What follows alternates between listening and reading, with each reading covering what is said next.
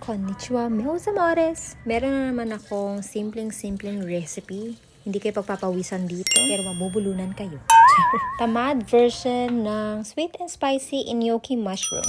Walang hiwa-hiwa dyan ng bawang sibuyas. Ang kailangan lang dito is mirin, cooking sake, sweet and spicy sauce, asin, sesame oil. Pwede siyang lagyan ng Knorr seasoning, pero wag nyo na siyang lalagyan ng asin. Para hindi naman redundant ang pagkaalat naman, B. Iwas-iwas tayo sa maalat dahil may lasa na ang mga condiments na ilalagay natin. Grated bawang pala yan. Hindi na ako masyadong gumagamit ng fresh bawang kasi nga, tamad ako maghiwa-hiwa ngayon. Masarap naman siya. Gumagamit lang ako ng tinadtad na bawang pagka may lulutuin ako na kailangan nun. Mga mi, hanggat maaari gumamit kayo ng cooking oil, na olive oil.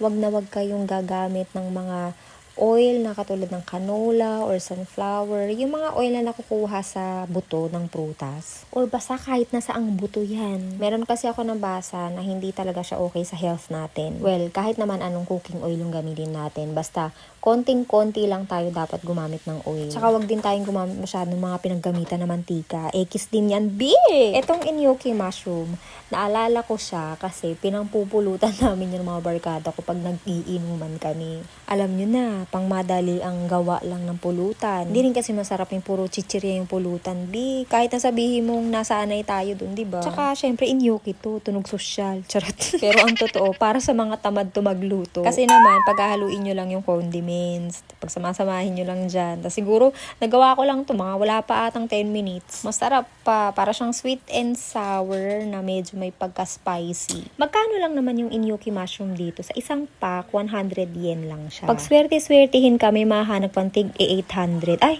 800? 80 yen. Pasok na rin yun sa diet namin mag-asawa. Yung iba, ginagamitan to ng butter tapos yung dinikdik na bawang. Pero since healthy lifestyle nga kami, hindi na ako gumagamit ng mga anything butter. So, ayan. Pwede to pang pulutan. Pwede na rin tong pang ulam. Tapos mag-scramble egg kayo. Ayan na. Tipid, diba? Hindi ka pa pagpapawisan sa pagluluto nito. As in, literal, wala pa siyang 10 minutes. Ano bang mga easy recipe nyo, mga mi? Bigyan nyo na rin ako ng tip. Basta healthy, Palitan tayo. Marami-rami din akong alam, Marami akong pato dito, mga mi. Pang pulutan man yan, ihaw pa yan, pang food trip, pang merienda, mga matatamis, cakes, tinapay. Ay, nako, mi, ituturo ko yan sa inyo. Tsaka kung tipid-tipid kayo, diba? So, ayan, samahan nyo ko ulit next time. Ciao!